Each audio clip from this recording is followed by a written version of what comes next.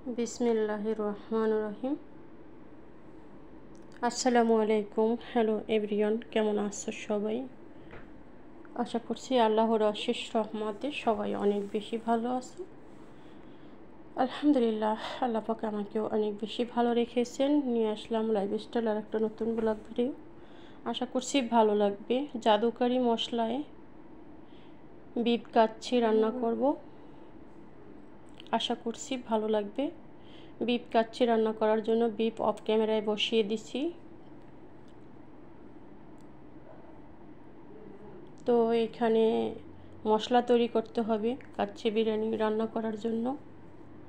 সেই জন্য 4টা টমেটো কেটে নিছি, আর এখানে পেঁয়াজটা মোটামুটি একটা বেরেস্তা করব। বেশি তেল দেব না, কারণ মাংসতে প্রচুর পরিমাণে তেল আছে। মাংসতেও কোনো তেল দেই নেই, আর পেঁয়াজ ভাজাতে অল্প তেল দিয়েছি।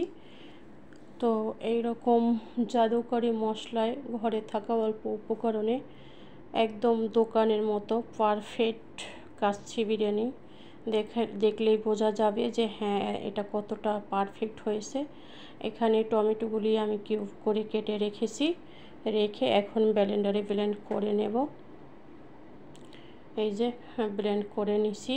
এটা দিয়ে একটা মশলা তৈরি করব আমি। পার্সোনালি এই মশলাটা বানানোর হচ্ছে। আর এখানে মাঝে মাঝে মাংসটা আমি নাড়িয়ে চাড়িয়ে দিচ্ছি। মাংসটা এতই ভালো ছিল, মানে কি বলবো, এতটা মজার ছিল। আলহামদুলিল্লাহ, অনেক বেশি ভালো লেগেছে। তো এইখানে সেই মশলাটা তৈরি করে এখন দিয়ে দিলাম। সুন্দর করে এটা দিয়ে কষিয়ে রান্না করে নেব।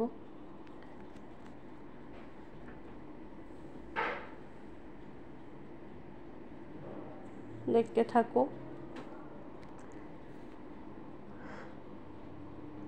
মাংসটা এত ভালো ছিল, প্রচুর পরিমাণে চর্বিও ছিল, আর অল্প সময়ের ভিতরেই মাংসটা একদম সফট হয়ে গেছে।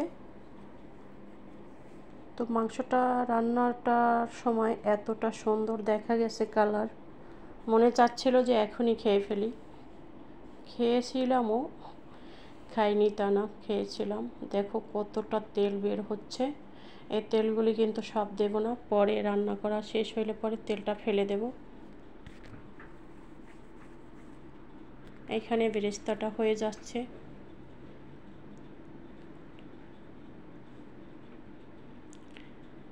এখানে কিন্তু পেঁয়াজ বেরেস্তার কিন্তু একদম অল্প করেছি, মানে মশলা অল্প দিয়েছি। আর এইখানে একটা এই যে জাদুকরি মশলা, এটাই জাদুকরি মশলা। এই মশলাটার ভিতরে সব কিছু আছে, যত ধরনের গরম মশলা আছে সব ধরনের মশলা এটার ভিতরে আছে। এই মশলাটা দিয়েই আজকে কাচ্চি বিরিয়ানিটা রান্না করা হবে।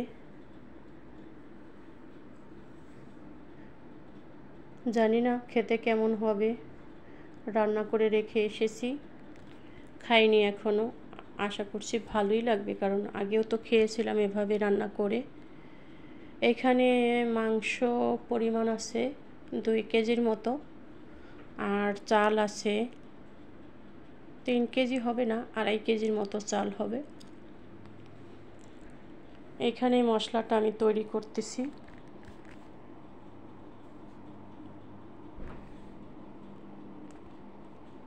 মশলাটা হালকা আছে, যেহেতু আমি খাসির মাংসের ভিতরে সব ধরনের মশলা আমি অফ ক্যামেরায় দিয়ে দিছি। এইখানে শুধু ওই যে জাদুকরি মশলা বললাম ওটা দেব, আর এখন এই যে টমেটো সস দিয়ে দিব 3 প্যাকেট। এই টমেটো সসটার কারণে টেস্টটা বেশি বেড়ে যাবে। এটা একদম অ্যাকচুয়ালি আমার মতে আমি রান্না করছি, এটা কিন্তু বাংলাদেশের মতো হবে না। এটা ওমানের, যেহেতু ওমানের মতোই রান্নাটা করেছি।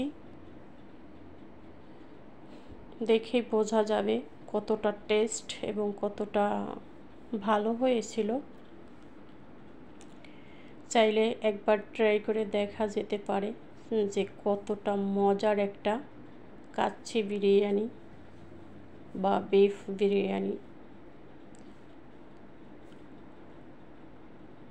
মশলাটা সুন্দর করে আমি কষিয়ে নিচ্ছি।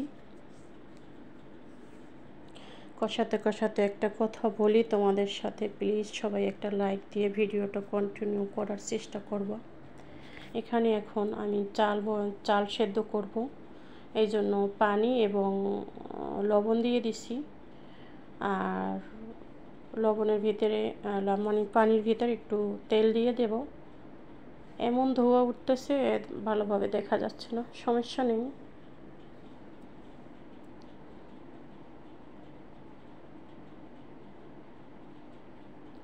চালটাকে দিয়ে দিলাম ঢেলে। আগে থেকে ধুয়ে রাখা চালটা, বাসমতি চাল দিয়ে এই কাচ্চিটা রান্না করেছি। চালটা ধুয়ে দিয়ে দিছি, চালটা ফুটতে থাকুক। ওইদিকে আমার কিন্তু মাংসটাও হয়ে গেছে সব কিছু আর কি। এত শুট নেওয়া যায় না, যতটুকু পেরেছি আলহামদুলিল্লাহ। একটু বড় পাতিলেই দিছি যাতে তাড়াতাড়ি মানে নাড়াচাড়া করা যায়। এই যে হয়ে গেছে, ছেঁকে নিছি চালটা নিয়ে। প্রথম এক লেয়ার চাল দিয়ে দেব, মানে ভাত, সেদ্ধ করা ভাতটা।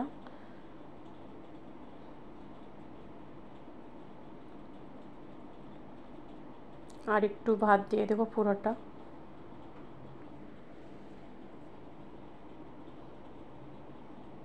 ভাতটা দিয়ে এখন আমি মাংস অল্প অল্প করে একদম ছড়িয়ে দিয়ে দেব।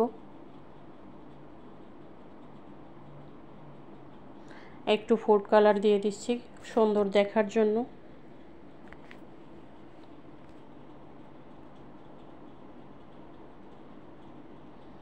এখন আমি মাংসটা ঢেলে দেব, অর্ধেকটা দেব এখন।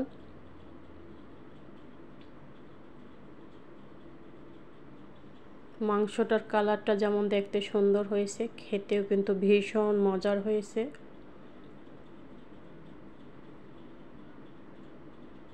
দুপুরের পাতে যদি এরকম একটা কাচ্চি বিরিয়ানি থাকে কেমন হয়, সেই মজা হবে, তাই না? অবশ্যই। তেলটা ফেলে দিছি, তারপর প্রচুর পরিমাণে তেল।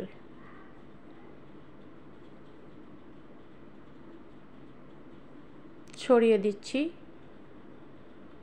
স্প্যাচুলা দিয়ে।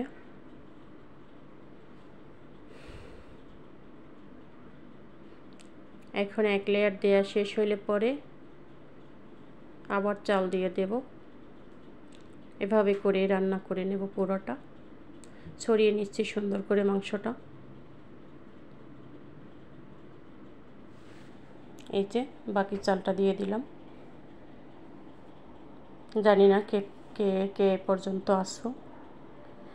আমার প্রিয় কিছু আপুরা তো শেষ না করে যায় না, আমি জানি।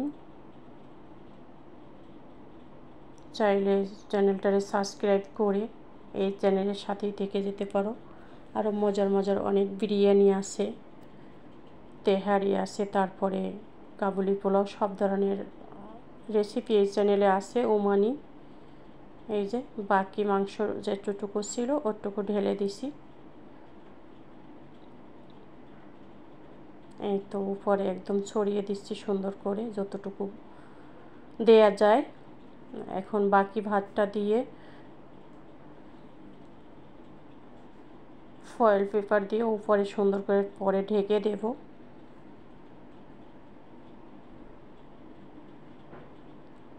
ভাতটাকে ছড়িয়ে দিচ্ছি। ভাতটা দেখো কতটা ঝরঝরা, মাশাআল্লাহ। পুরোটাই ছড়িয়ে দিয়ে ফয়েল পেপার দিয়ে সুন্দর করে আমি মুড়িয়ে নেব।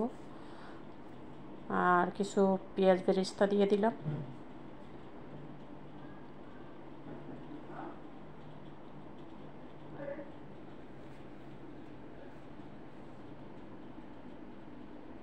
একটু ফুড কালার উপরেও দিয়ে দিলাম যাতে দেখতে আরও ভালো লাগে।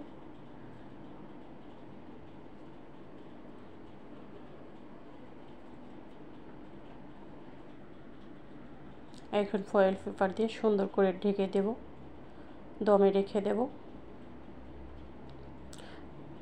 হয়ে গেছে। এখন পরিবেশন করার পালা। এই তো এখন পেঁয়াজ কিছু উপরে দিয়ে দিলাম, পেঁয়াজ বেরেস্তা আর কি। কেমন হয়েছে আজকের আমার বিফ বিরিয়ানি? আশা করছি অনেক বেশি ভালো লাগবে।